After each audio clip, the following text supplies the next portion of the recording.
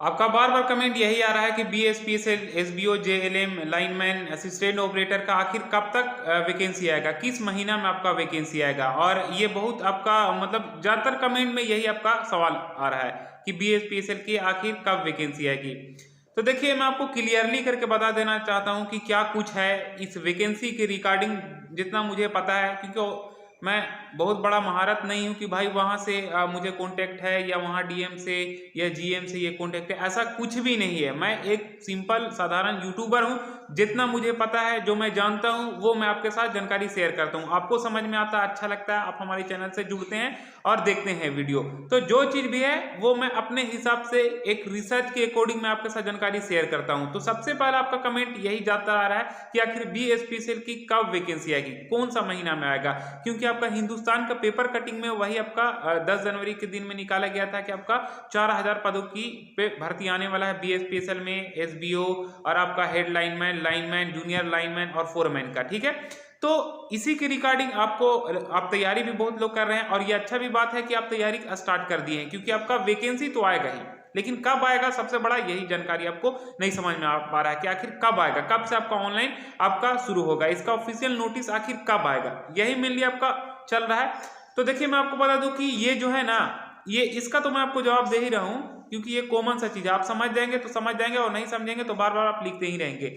और इसके साथ इसका तो रिप्लाई मैं देने ही वाला, इसके साथ और भी कमेंट एक था कि आपका रेलवे ALP टेक्नीशियन या BSPSL टेक्नीशियन कौन सा बेस्ट है, मतलब अच्छा कौन सा है। एक और भी कमेंट लिखे थे कि रेलवे ALP रेलवे या BSPSL टेक्नीशियन या आपका BSSC आपका ग्राम सचिव, जो मतलब कि 10+2 वाला बिहार में BSSC के तहत जो वैकेंसी निकला है वो। तो ये तीनों में से कौन सा बेस्ट है। तो ये हालांकि ये कुछ ठीक ठाक लग रहा है कि हाँ, कि ये बेस्ट, क्योंकि बेस्ट देखिए जॉब सभी बेस्ट होता है, लेकिन इसका जॉब प्रोफाइल सुनेंगे तो आपको उसके अकॉर्डिंग किस में आपका मन लगता है उसके हिसाब से आपको समझ में, हाँ मेरे लिए ये सही है, तो किसी को रेलवे के लिए सही है, तो किसी के लिए BSSC वाला सही है। तो इसमें मैं आपको मेनली जॉब प्रोफाइल और सैलरी के बारे में बताऊंगा, उसके बाद आपको समझ में आएगा। और सबसे लास्ट में सैलरी आपका वैकेंसी के अकॉर्डिंग भी मैं आपको बताने वाला हूँ। देखिए, सबसे पहले मैं आपको बता दूं कि इसमें रेलवे असिस्टेंट लोको पायलट की बात कह लिया जाए तो मेरे भाई है ऑलरेडी पहले असिस्टेंट लोको पायलट में शायद 2018 में उसकी वैकेंसी आई थी, तो उसमें सिलेक्शन उनका हुआ था। तो उसमें भी आपका होता है ना कि ऐसा होता है कि आपका कब कॉल आ जाए उसका कोई गारंटी नहीं है, लेकिन 2-3 घंटा पहले आपको रहेगा। लेकिन जैसे जैसे आपका उसमें टाइमिंग बढ़ते जाएगा तो शायद उसमें आपका कुछ प्रेफरेंस मिलता है कि हाँ इतना आपका हो गया कि इस दौरान आपको आना पड़ेगा, इतना घंटा पहले आपको जानकारी मिलेगा। लेकिन जब शुरू बार उनका हुआ था जॉब, तो उस दौरान आपका बहुत मतलब रात में, दिन में, सुबह में, शाम में, किसी वक्त भी कॉल आता था और 1-2 घंटा के अंदर रेडी होकर जाना रहता था। ठीक है, तो ये असिस्टेंट लोको पायलट में थे। जॉब प्रोफाइल उनका कुछ ऐसा ही था कि भाई आपको जॉब प्रोफाइल तो जानती हैं कि इसमें मेनली असिस्टेंट लोको पायलट है तो आपका ट्रेन ड्राइवर हो गया, तो ये आपको करना जिसे लोको पायलट बोलते हैं। तो ये आपका जॉब प्रोफाइल तो आपको समझ में आया, लेकिन सबसे बड़ा शिफ्ट का इसमें होता है, क्योंकि कहीं पे होता है कि नाइट शिफ्ट भी लगता है। तो ये तो समझ में आ गया। अब देखिए, मैं आपको बता दूं कि इसमें जो जॉब सैलरी होता है असिस्टेंट लोको पायलट में आपका करीबन मुझे इसके बारे में एग्जैक्टली नहीं पता है, लेकिन 35 तो आपका स्टार्टिंग होगा ही, 35 से 40 के बीच में। लेकिन BSPSL में आपका जो टेक्नीशियन पोस्ट है उसमें जो आपका स्टार्टिंग आपका सैलरी रहेगा तो उसमें भी आपका 35-36 का स्टार्टिंग रहेगा ही। लेकिन प्रोबेशन पीरियड रहता है 1 साल, उसमें आपको 9000 से 15000 के बीच में आपका रहता है, 5200 से 15,500 के बीच में। लेकिन 1 साल बाद आपका इसका उतना ही हो जाता है। और इसमें ये होता है कि जो रेलवे टेक्नीशियन में आपको होता है वो आपका सेंट्रल होता है जॉब, लेकिन इसमें आपका स्टेट का हो गया BSPSL में। तो इसमें भी आपका BSPSL में टेक्नीशियन ज्यादातर मुझे मतलब इसमें समझ में आ रहा है, इसमें भी आपका सैलरी कम नहीं मिलता है, इसमें भी बहुत ही अच्छा खासा सैलरी मिलता है। और इसमें टेक्नीशियन में होता है कि आपका BSPSL में आपका कोई भी पोस्ट हो, SBO जूनियर लाइनमैन, मतलब SBO असिस्टेंट ऑपरेटर, तो इसमें आपका ज्यादातर छुट्टी का ऑप्शन इसमें रहता है। ठीक है, लेकिन टेक्नीशियन जो रेलवे टेक्नीशियन है या ALP है उसमें छुट्टी के बारे में ज़्यादा कुछ मुझे नहीं पता है, क्योंकि मैं इसके बारे में डीपली में मैं जान रहा हूँ। आपका BSPSL में असिस्टेंट ऑपरेटर हो गया, SBO का क्या काम होता है वो मैं आपको बता रहा हूँ। तो इसमें जो टेक्नीशियन का होता है BSPSL में, वो आपका इसमें बहुत कम जॉब प्रोफाइल होता है। मतलब कहीं पे कुछ गड़बड़ हो गया PSS में, तो आपका ट्रांसफार्मर में ऑयल लीकेज हो रहा है, कहीं पे ट्रांसफार्मर में कुछ गड़बड़ हुआ, तो उस दौरान आपको देखना है। नहीं गड़बड़ है कोई दिक्कत नहीं, आप आराम से बैठे रहिए, पढ़ते रहिए, जो करना है वो करिए। बहुत कम रहता है, मतलब ऐसा नहीं कि आपको एकदम जैसे मान लिया टीचर के जॉब हुआ तो आपको 10 से आपका 4 हो गया, तो 10 से 4 के बीच में आपका जो भी है बैठना नहीं, आपको पढ़ाते ही रहना है। ठीक है।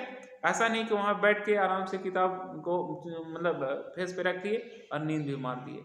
आप भूल जाइए, पहले जैसा नहीं है टीचर वाला तो ऐसे ही इसमें उसमें आपका 10 से 4 आपको पढ़ाना ही पड़ेगा, जो भी आपका थोड़ा बहुत इधर उधर। तो और अब अगर मान लीजिए क्लर्क का जॉब अगर आपका होता है बीएसएससी में, तो उसमें क्लर्क का भी आपका जो काम रहता है वो आपका करना ही पड़ेगा। लेकिन इसमें ये होता है कि टेक्नीशियन में भैया कि आपका जब काम हुआ, कहीं पे फोल्ड हुआ, तब उस दौरान जाके बनाना है। तो ये इसके में थोड़ा समझ में आ रहा है कि हाँ ये ठीक है।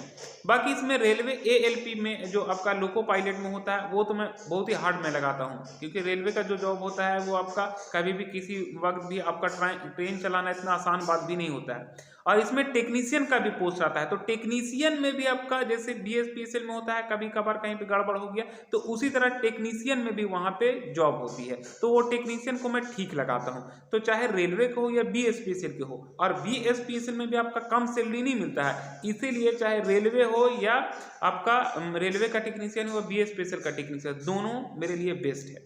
लेकिन इसमें आपका बीएसपीएसएल में छुट्टी का मिल जाता है। इसमें अगर चाहिएगा कि मुझे घर जाना है तो आप आसानी से आ सकते हैं, यहाँ पे आप लगा के जो भी लेटर वगैरह, तो आप आसानी से इसमें छुट्टी मिल जाएगा। लेकिन ये है कि ये आपका स्टेट है, तो मुझे स्टेट और सेंट्रल से थोड़ी ना मतलब, हमको तो चाहिए सैलरी चाहिए। अगर स्टेट ही में हमें अधिक सैलरी मिल रहा है, सब कुछ आपका बेनिफिट मिल रहा है, तो उससे क्या दिक्कत है। तो ये अब आपको खुद समझ में आ गया होगा कि कौन सा बेस्ट है। मतलब लोको पायलट के आपको जॉब प्रोफाइल को समझ में आ गया होगा शिफ्ट कैसा रहता है। लेकिन टेक्नीशियन चाहे रेलवे में हो या बीएसपीएसएल में हो, वो आपको समझ में आ गया होगा कि ये दोनों सेम टू सेम रहता है। लेकिन इसमें भी आप समझेंगे कि यह स्टेट का जॉब है, बीएसपीएसएल में टेक्नीशियन का कम सैलरी मिल रहा होगा बीएसपीएसएल में, तो ये आप गलत सोच रहे हैं। इसमें आपका कम सैलरी नहीं मिलता है। असिस्टेंट ऑपरेटर का मतलब कि 2-3 साल 4 साल आपका हो जाएगा, तो उसमें 45-50 के आसपास आपका सैलरी मिलता है बीएसपीएसएल में।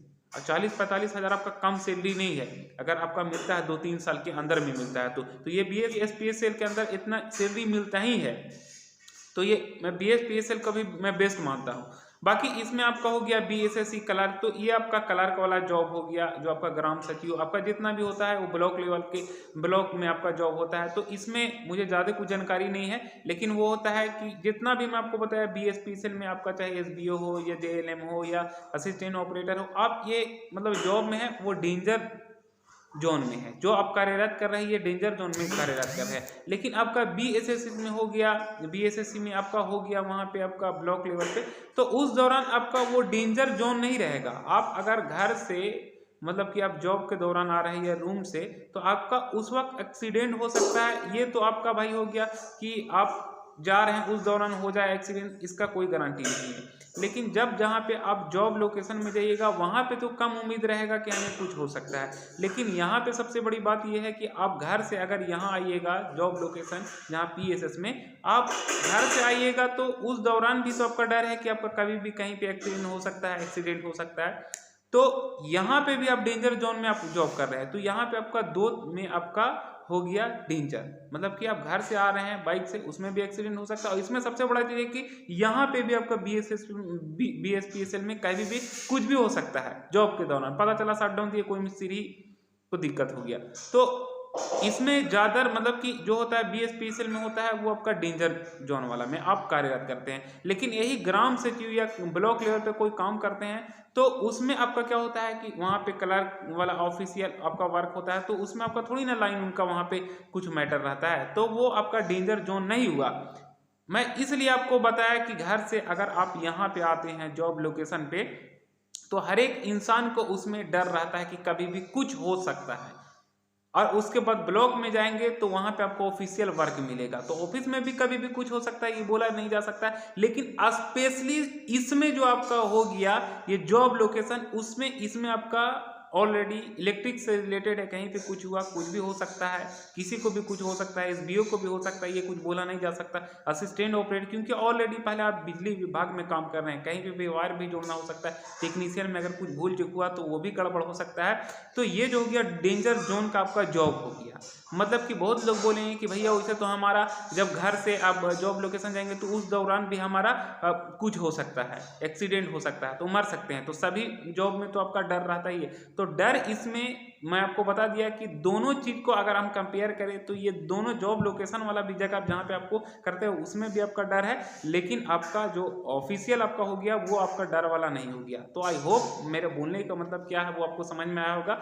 और बाकी इसमें सैलरी आपका ठीक ठाक मिलता है। और बाकी ऐसा तो नहीं है कि देखिए अगर बाइक भी आप चलाते हैं गड़बड़ करते हैं तभी आपका एक्सीडेंट हो सकता है। इसी तरह यहाँ पे अगर आप कुछ गड़बड़ करते हैं, ध्यान नहीं रहेगा, तभी आपको कुछ हो सकता है। घबराने की जरूरत नहीं, मैं आपको बोल दिया तो ये नहीं कि डीमोटिवेट हो जाइएगा, लेकिन जो सच्चाई है, कड़वा सच्चाई है, वो मैं इस वीडियो में आपको बता दिया।